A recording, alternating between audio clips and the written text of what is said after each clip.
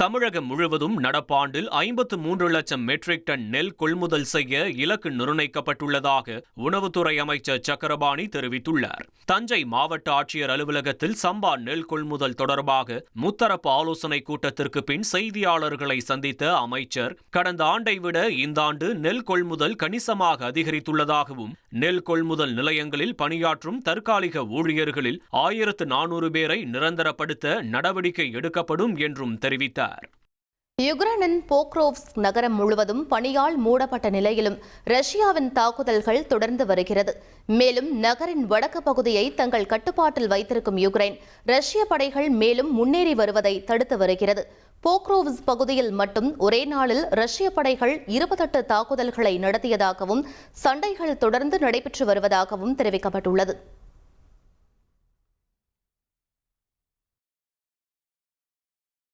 நூறு நாள் வேலை திட்டத்தில் மகாத்மா காந்தியின் பெயரை மாற்றிய மத்திய அரசை கண்டித்து ஜனவரி 5ஆம் தேதி திருவள்ளூர் மாவட்டம் முழுவதும் கண்டன பேரணி நடைபெறும் என நாடாளுமன்ற உறுப்பினர் சசிகாந்த் செந்தில் தெரிவித்துள்ளார். திருவள்ளூரில் செய்தியாளர்களிடம் பேசிய அவர், 100 நாள் வேலை செய்யும் மக்களின் வீடு வீடாக சென்று மத்திய அரசு செய்துள்ள துரோகத்தை எடுத்துரைக்க உள்ளதாகவும் அவர் கூறினார்.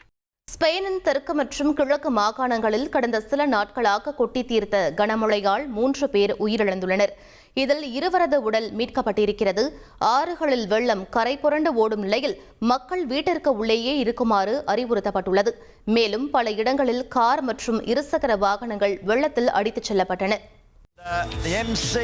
வரலாற்று சிறப்புமிக்க ஆஷஸ் பாக்ஸிங் டே டெஸ்ட் போட்டி நடைபெற்ற மெல்போர்ன் மைதானத்தில் பிட்ச் திருப்தி அளிக்கவில்லை என்று ஐசிசி அறிவித்துள்ளது. பவுலர்களுக்கு சாதகமாக பிட்ச் இருந்த காரணத்தால் போட்டி 2 நாட்களிலேயே முடிவு பெற்றதாகவும் நடுவர் குழுவினர் தெரிவித்துள்ளனர். இதனால் மெல்போர்ன் மைதானத்திற்கு ஐசிசி பிட்ச் மற்றும் அவுட்ஃபீல்டு கண்காணிப்பு செயல்முறைப்படி ஒரு டிமெரிட் பாயிண்ட் வழங்கப்பட்டுள்ளது. ஐசிசியின் இந்த நடவடிக்கை கிரிக்கெட் வட்டாரத்தில் பேசுபொருளாகி வருகிறது. கத்தார் தலைநகரான தோகாவில் நடைபெற்ற உலக ரேபிட் செஸ் சாம்பியன்ஷிப் வெண்கலப் பதக்கம் வென்ற இந்தியாவின் கிராண்ட் மாஸ்டர்களான அர்ஜுன் எரிகைசி மற்றும் கோனேரு ஹம்பி ஆகியோருக்கு பிரதமர் மோடி வாழ்த்து தெரிவித்துள்ளார். ஆடவர் பிரிவில் உலக ரேபிட் செஸ் ஓபன் பிரிவில் விஸ்வநாதன் ஆனந்துக்கு பிறகு பதக்கம் வென்ற ஒரே இந்தியர் என்ற பெருமையை அர்ஜுன் பெற்ற நிலையில் இருவருக்கும் வாழ்த்து தெரிவித்து பிரதமர் மோடி பாராட்டியுள்ளார். இருவரையும் ஆந்திர முதலமைச்சர் சந்திரபாபு நாயுடுவும் பாராட்டியுள்ளார். அமெரிக்காவில் சுற்றுப்பயணம் மேற்கொண்டுள்ள நடிகர் விதார்த் தனது மனைவி, குழந்தையுடன் டென்னசியில் உள்ள நடிகர் நெப்போலியன் குடும்பத்தை சந்தித்துள்ளார். மேலும் அவர்கள் பகிர்ந்து கொண்ட நெகிழ்ச்சியான தருணத்தை நடிகர் நெப்போலியன் வீடியோவாக தனது இன்ஸ்டாகிராம் பக்கத்தில் பகிர்ந்துள்ளார். திருத்தணியில் வடமாநில இளைஞரை 4 சிறுவர்கள் கத்தியால் தாக்கிய சம்பவத்திற்கு தமிழகத்தில் நிலவும் சட்டம் ஒழுங்கு சீர்கேடே காரணம் என அதிமுக பொதுச் செயலாளர் எடப்பாடி பழனிசாமி குற்றம் சாட்டியுள்ளார். அவர் வெளியிட்டுள்ள சமூக வலைதள பதிவில், வெறும் 17 வயதுள்ள சிறுவர்களின் கைகளுக்கு போதைப் பொருளும் அறிவாலும் செல்லும் நிலைக்கு யார் பொறுப்பு என கேள்வி எழுப்பியுள்ளார். மேலும் இந்த அளவுக்கு ஒரு சம்பவம் நடக்க மூல காரணமான சட்டம் ஒழுங்கு சீர்கேட்டையும் போதைப் பொருள் புழக்கத்தையும் கட்டுக்குள் கொண்டுவர கடுமையான நடவடிக்கை எடுக்க வேண்டும் என்றும் அவர் தமிழக அரசை வலியுறுத்தியுள்ளார். பாமக செயற்குழு கூட்டத்தில் 27 தீர்மானங்கள் நிறைவேற்றப்பட்டன.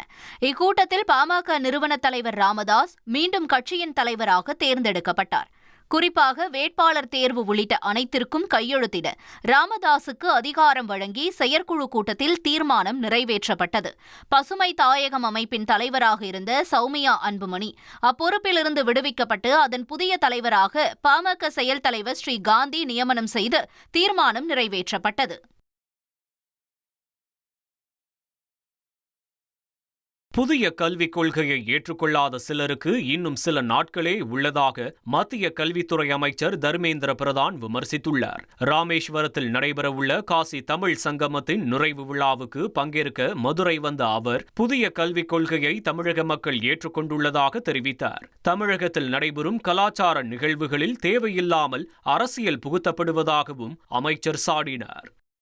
சபரிமலை ஐயப்பன் கோவிலில் மகர ஜோதிக்காக செவ்வாய்க்கிழமை நடை திறக்கப்பட உள்ளது. கடந்த 27ஆம் தேதி மண்டல பூஜை முடிந்து நடை அடைக்கப்பட்ட நிலையில் மகர ஜோதிக்காக மீண்டும் நடை திறக்கப்படுகிறது. செவ்வாய்க்கிழமை முதல் ஜனவரி 19 வரை பக்தர்கள் சபரிமலை ஐயப்பனை தரிசனம் செய்யலாம் என்று அறிவிக்கப்பட்டுள்ள நிலையில் நடைப்பந்தல், தங்கும் விடுதிகள் உள்ளிட்ட பகுதிகளில் தீவிர தூய்மை மற்றும் கொசு மருந்து தெளிப்பு பணிகள் நடைபெற்று வருகின்றன. 10 அம்ச கோரிக்கைகளை வலியுறுத்தி ஜனவரி 6ஆம் தேதி முதல் தொடர் வேலை நிறுத்த போராட்டம் நடத்த உள்ளதாக தமிழ்நாடு முதுநிலை பட்டதாரி ஆசிரியர் கழகம் அறிவித்துள்ளது. திருச்சியில் அச்சங்கத்தின் மாநில செயற்குழு கூட்டத்தில் இந்த முடிவு எடுக்கப்பட்டதாக மாநில தலைவர் மகேந்திரன் அறிவித்துள்ளார். இதில் தமிழகம் முழுவதுமிருந்து ஆசிரியர்கள் பங்கேற்கவும் தீர்மானம் நிறைவேற்றப்பட்டது. திருவள்ளூர் மாவட்டம் ஆவடி காவல் ஆணையரகத்தில் கடந்த ஆண்டு 59ஆக இருந்த கொலை வழக்குகள் நடப்பாண்டில் 38ஆகவும், 239ஆக இருந்த திருட்டு வழக்குகள் 147ஆகவும், 49ஆக இருந்த செயின் பறிப்பு சம்பவங்கள் 22ஆகவும் குறைந்துள்ளது. கடந்த ஆண்டு சுமார் 190 தொடர் குற்றவாளிகள் குண்டாஸில் கைது செய்யப்பட்டதே இந்த முன்னேற்றத்திற்கு காரணம் என்றும் காவல்துறை தரப்பில் தெரிவிக்கப்பட்டுள்ளது. தொடர்ந்து செய்திகளை விரைவுச் செய்திகளாக பார்க்கலாம். ராமேஸ்வரத்தில் நடைபெறவுள்ள 4வது காசி தமிழ் சங்கமம் நிறைவு விழாவிற்கான அரங்கம் அமைக்கும் பணி தீவிரமாக நடைபெற்று வருகிறது.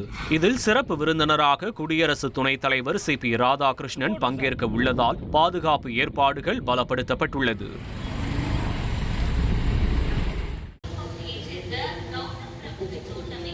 ராமநாதபுரம் மாவட்டம் திருவாடானையில் சாலை வசதி கோரி ஆட்சியர் அலுவலகம் முன்பு ஏராளமான பெண்கள் ஆர்ப்பாட்டத்தில் ஈடுபட்டதால் பரபரப்பு ஏற்பட்டது. கடந்த 23 ஆண்டுகளாக தங்கள் பகுதிக்கு புதிதாக சாலை அமைக்காத காரணத்தால் கடும் சிரமத்திற்கு ஆளாவதாகவும், தங்கள் கோரிக்கையை வரும் சட்டமன்ற தேர்தலுக்குள் நிறைவேற்றாவிட்டால் தேர்தலை புறக்கணிக்க உள்ளதாகவும் அடையாள அட்டைகளுடன் 100க்கும் மேற்பட்ட பெண்கள் ஆர்ப்பாட்டத்தில் கலந்து கொண்டனர்.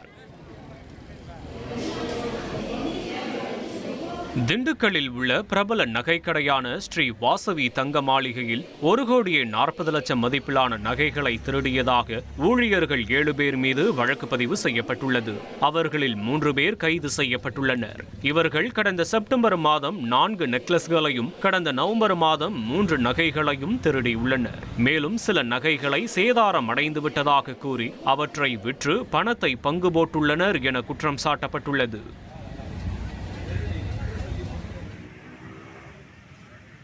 கிருஷ்ணகிரி மாவட்டம் ஒசூர் அருகே மின்வாரிய ஊழியர்களின் அலட்சியத்தால் மின்சாரம் தாக்கி இளைஞர் ஒருவர் தூக்கி வீசப்பட்டார். பேளக்கொண்டப்பள்ளி கிராமத்தைச் சேர்ந்தவர் ஹரிஷ். இவரது வீட்டின் மேல் பகுதி வழியாக மின்வாரிய ஊழியர்கள் புதிய லைன் எடுத்துள்ளனர். இதற்கு ஹரிஷ் எதிர்ப்பு தெரிவிக்க சென்றபோது கீழே அருந்து கிடந்த ஒயரை மிதித்தார். இதனால் மின்சாரம் தாக்கி தூக்கி வீசப்பட்டார்.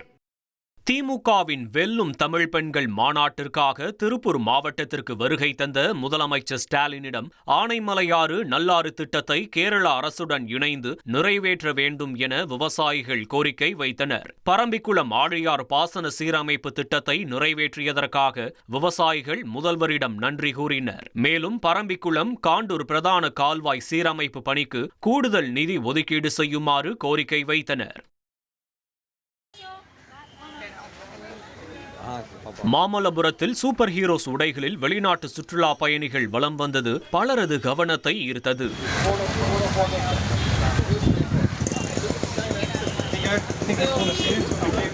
குழந்தைகளை கவருவதற்காக இந்த ஆடைகளை அணிவதாக லண்டனைச் சேர்ந்த சுற்றுலா பயணிகள் தெரிவித்தனர்.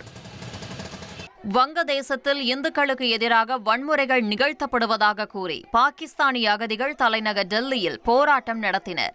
வங்கதேசத்தில் இந்துக்கள் உள்பட சிறுபான்மையினருக்கு எதிராக வன்முறை சம்பவங்கள் தொடர்ந்து வருவதாக இந்தியா கவலை தெரிவித்துள்ள நிலையில் வங்கதேச வன்முறையை கண்டித்து டெல்லியில் பாகிஸ்தானிய அகதிகள் ஆர்ப்பாட்டம் நடத்தினர்.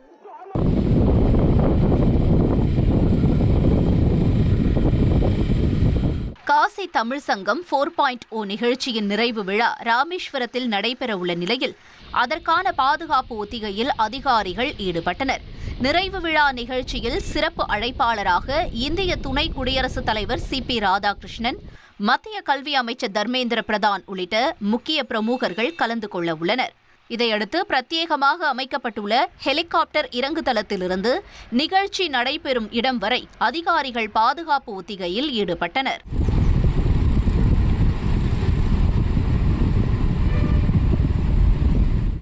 ஜம்மு காஷ்மீரின் பாரமுல்லா மாவட்டத்தில் உள்ள குல்மார்க் மலைப்பகுதியில் பனிப்பொழிவு நிலவி வருகிறது.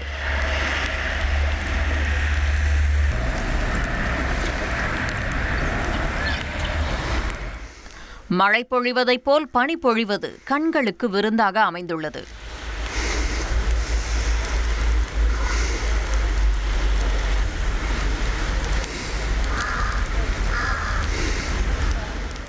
மலைகளும் மரங்களும் வீடுகளும் வெண்பனி போர்வை போர்த்தி ரம்யமாக காட்சியளிக்கின்றன.